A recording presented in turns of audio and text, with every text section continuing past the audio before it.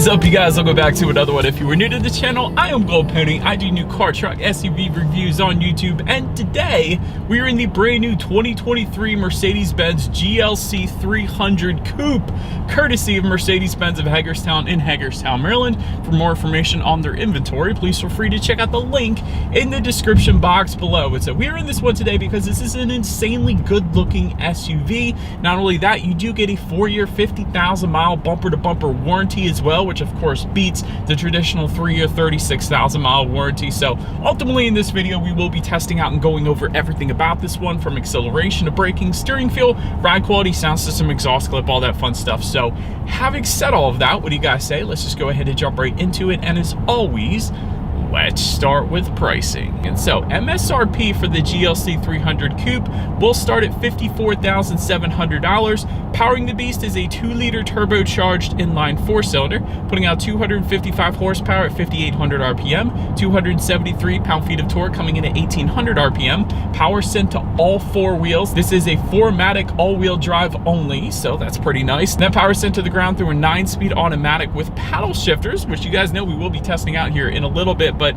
0 to 60 time is going to come in at approximately 6.2 seconds. Top speed 135 miles per hour, with MPG numbers coming in at 21 in the city, 27 on the highway, taking premium unleaded fuel. And so before we do any kind of fun acceleration or paddle shifter test here in the GLC 300 Coupe, wanted to mention to you guys the drive modes. So there's a little toggle switch labeled dynamic. It stands for dynamic select. And when you press that up and down, essentially you got eco, comfort, sport, sport plus, and individual drive modes, adjusting things like the shift points, the throttle responses, steering sensitivity, and the eco start stop system then as well. So now that I've got all of that out of the way, what do you guys say? Let's go ahead and find a straightaway. Let's put the paddle shifters and acceleration here to the test at the same time. Let's see how quickly the paddle shifters are going to react, and let's see how quickly we can get this thing here up to speed. All right, here we go. So we were in sport driving mode in 3, 2, 1, go, baby.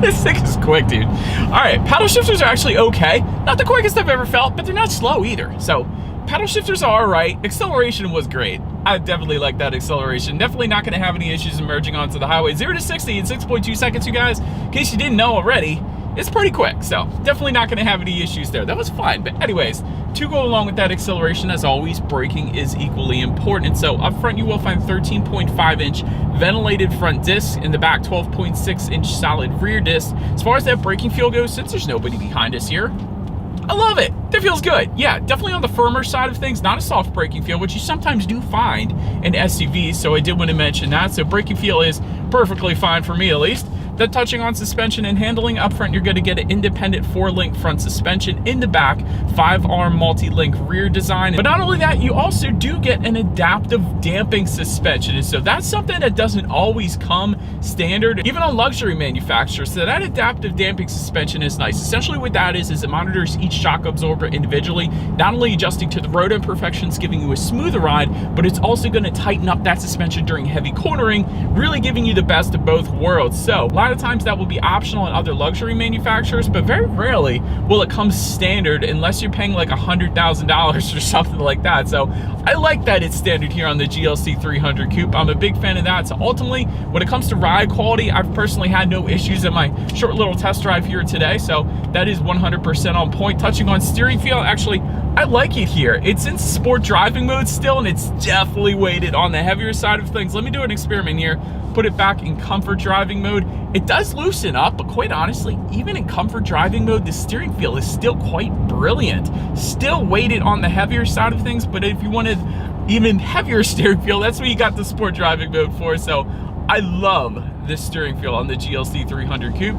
Touching on cabin noise, I'm going 55 miles per hour right now, so I'll let you guys be the judge of that, but it's been perfectly fine for me. And I do want to mention though, there is a noise insulated front glass kind of option that goes for $150. It's essentially an acoustic front windshield, so that's going to assist with a little less cabin noise as well, so that is pretty cool. Then touching on visibility, I can see I don't know. I'm just gonna say I don't know because it's not bad. Honestly, you would probably get used to it. It's not gonna be as good as the GLC 300 without the coupe form because it's just because of its shape, because of its kind of sport back shape in the back. It's not gonna be as good as a traditional SUV's rear visibility would be because you have less of that glass to actually look out of in the back. But like I said, if you ask a Camaro owner, if you ask the 370Z owner how the rear visibility is, they're gonna say it's perfectly fine because it's one of those things that you get used to. So for me, I wouldn't have an issue with it because this thing is dang good looking and it's worth the sacrifice in my personal opinion. Then touching on full visibility, rain sensing windshield wipers actually do come standard on this thing, which I absolutely love. Essentially what that is it's going to detect any kind of mist or rainfall. It's going to automatically then turn on those windshield wipers for you. So little convenience feature there. Did want to also mention though, there is a head-up display that is an option that goes for an additional $1,100 if you wanted to go that route. But that pretty much rounds out the performance segment of this review, guys. So now go ahead and take a look at the exterior of our brand new 2023 Mercedes-Benz GLC 300 Coupe. All right, so here she is, you guys, the new 2023 Mercedes-Benz GLC 300 Coupe, finished in graphite gray metallic, in case you were curious of our exterior color name that we had on this one today. So let's go ahead and start with where this one is made, because as you guys know, although this is a German company, that doesn't mean necessarily that it is built in Germany, but in the case of the GLC 300 Coupe, it actually is. Starts with the W on the VIN there, so this one is built and assembled in Germany. But now let's go ahead and start up front on this one. Diamond block front grille in typical Mercedes-Benz fashion. That has always looked good, and it still does today. Did want to mention, there is an additional option being an illuminated star, which actually we do have. It might be hard to tell here in the daylight, but that goes for $500 if you wanted to go that route. That is pretty cool. I've seen that light up at night, and it looks dang good. It definitely stands out, so I like it. Anyways, chrome accents on the lower portion of that front bumper, I guess the front lip you could say. So like that, front air curtains to the side, helping direct air around the wheel and tire combination, of course. To the sides then, LED headlights with LED daytime running lights do come standard. You do get the automatic feature with that as well, meaning when it starts to get dark at night, those headlights will turn on automatically for you there. And automatic high beams, which were newly standard for last year, the 2022 model, of course, are going to come standard again on the 2023. So definitely a very good looking front end. Let's now go ahead and make our way to the side. All right, so but now since we are around to the side of this one, satin chrome window surrounds do come standard. You do have some chrome accents found on the upper portion of those door handles if you get up a little bit closer as well.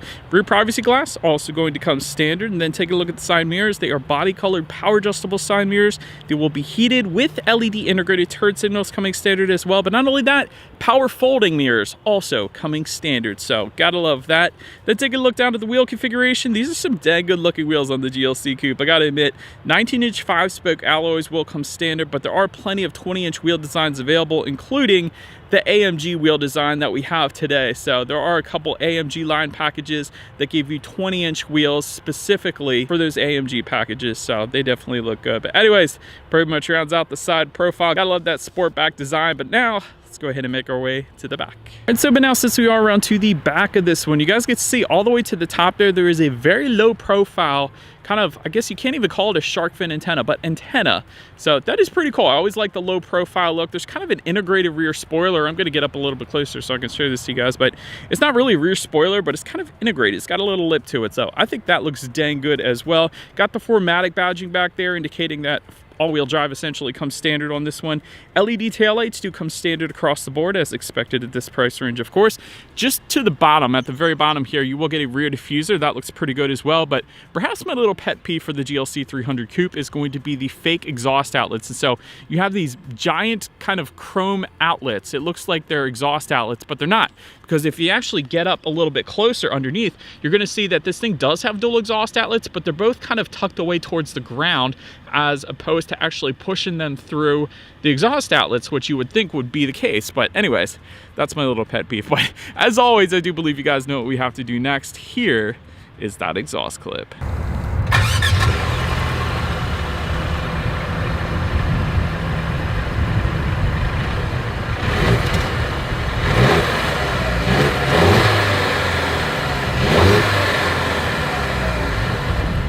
All right, so but now since we are around to the back of the GLC 300 Coupe, when it comes to opening that rear tailgate, it actually is a hands-free power tailgate coming standard on this thing. So simply just walk up behind it with the key fob in your pocket, kick underneath, it's gonna automatically open up for you there.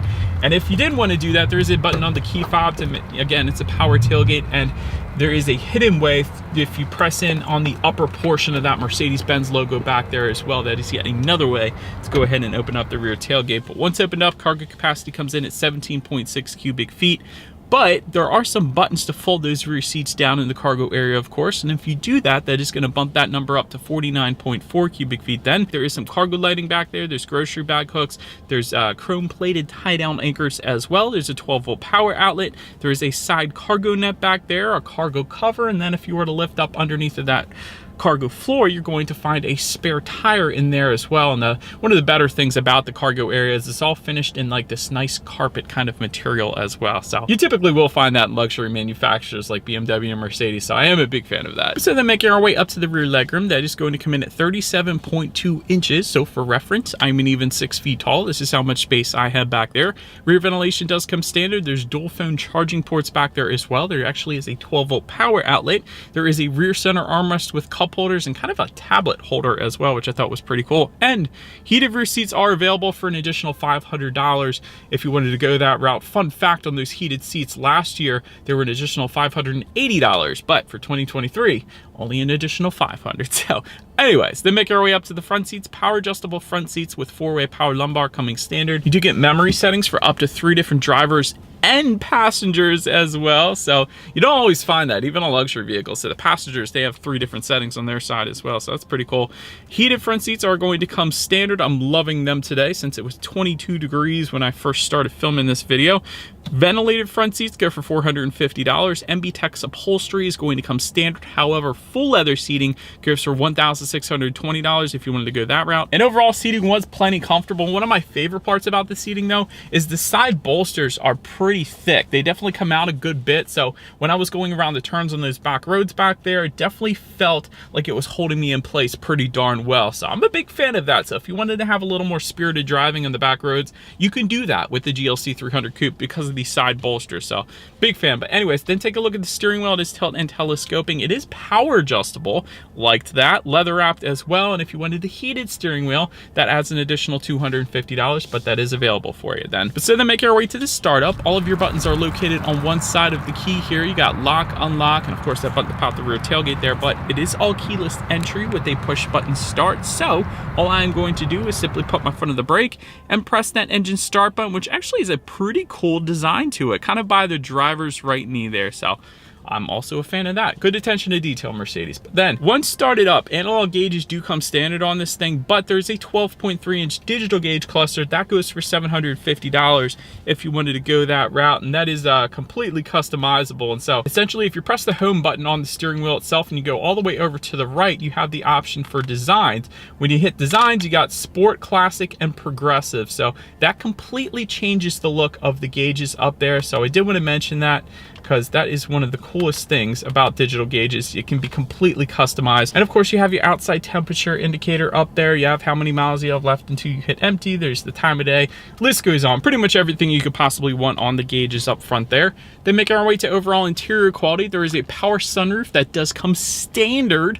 100% love that. You typically don't find standard sunroofs or moonroofs these days, so I like that. Also, there is an overhead sunglass holder up top there as well. Auto dimming rear view mirror with garage door openers for up to 3 different garage doors, and that's going to be a frameless mirror as well, so I like that. Dual zone climate control does come standard. 64 colors of ambient lighting as well. A Mercedes-Benz definitely does ambient lighting very well. Wireless phone charger goes for $200 if you wanted to go that route. And there's plenty of different wood trims available, although we kind of have this aluminum trim accenting going on in our particular configuration here today, found on the doors just behind the infotainment screen as well. But there is a lot of contrast stitching, so I did like that. just in front of the touchpad controller, that is where the wireless phone charger is located. There's also a phone charging port up there. There's a couple cup holders, and then the center armrest, you got a couple more phone charging ports actually, and a decent amount of storage in there. And we actually do have the matte wood finishes, and I like how the matte wood finish is kind of texturized as well. It's finished in black here, kind of surrounding everything in the middle. So I do like that. And overall, honestly, interior quality is 100% on point. So definitely didn't have any issues there. But now let's go ahead and take a look at the infotainment screen. 10.25-inch color touchscreen display is going to come standard. So yes, it is touchscreen. There is also that touchpad controller and buttons I just mentioned to you guys behind the cup holders. And there's also the availability for you to say, hey Mercedes, how may I help you? Turn on the radio. And there you go. It literally listens to everything you say. It will do whatever you ask it to do. I'm just saying. But anyways, Bluetooth and audio streaming, of course, do come standard. Android Auto, Apple CarPlay as well.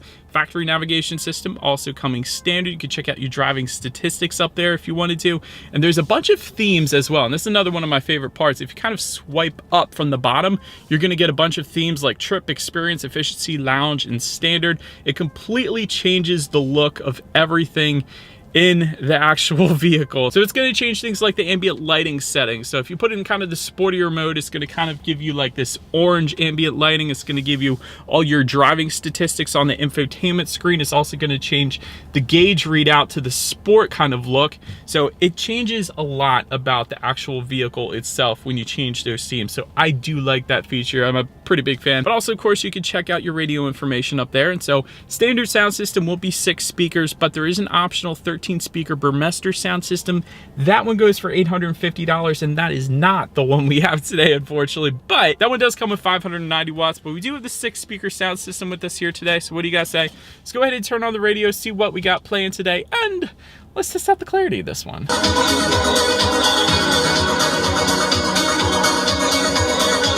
Actually, not that bad. The clarity was pretty darn good. Bass was okay as well. When it comes to 6-speaker sound systems, it's definitely one of the better ones that I've heard in a while. So I don't mind the 6-speaker. Obviously, if you're into music, go with the Burmester. And honestly, $850 for that kind of a sound system, that's a good bit of bang for your buck. But I don't mind the 6-speaker. I'd probably go Burmester. But anyways, last thing I want to mention to you guys on the infotainment screen is when you do put the GLC 300 Coupe in reverse, you will find a rear view camera coming standard across the board, but you will also get a surround view monitor coming standard as well, which is going to give you that bird's eye aerial view, which is always going to lead us into safety. And so to start, front side curtain airbags do come standard. Driver's knee airbag up front as well. In the back, you're going to have latch, aka lower anchors tethers to children for the rear car seats, rear child door locks, tire pressure monitoring system, but also coming standard, active brake assist, Mercedes-Benz emergency call service, blind spot assist with exit warning, cross wind assist, Parktronic with active parking assist, and rear cross traffic alert then as well. Did want to mention one more thing when it comes to safety. There is a driver assistance package that goes for $1,700. That gives you adaptive cruise control, active steering assist, evasive steering assist, and a couple other things then as well. So overall, when it comes to my final thoughts here, great looking vehicle. I definitely love the styling of the coupe form in SUV kind of fashion. I don't know how else to put it. Excellent ambient lighting as always. Mercedes-Benz always crushes it with that. Digital gauges are wonderful. I love how you can completely adjust the look up there. Great driving dynamics as expected. 0 to 60 is 6.2 is great. The braking feel is great. The steering feel is wonderful as well, especially in that sport driving mode. As far as room for improvement goes, rear visibility obviously isn't going to be the best with this particular shape. I think it's personally worth it though because of the shape. It makes it look so much better, but again, it's not going to be as good as its traditional SUV counterparts. And the other thing, I think that last safety package should really come standard on this thing because most other manufacturers, even non-luxury manufacturers, are giving you standard adaptive cruise control and evasive steering assist, things like that. So that's my other constructive criticism. But anyways, let me know what you guys think of the GLC 300 Coupe in the comments section below. And that is about it for this one, you guys. Thank you so much for watching. Feel free to follow me on social media at the bottom of the screen if you want to see what's coming next on the channel before it gets to YouTube. Be sure to hit the subscribe and the bell notification button if you're into new car reviews. That is what we do here on this channel after all. Do appreciate you guys watching more than you know, and I will see you guys all in the next video. Stay gold.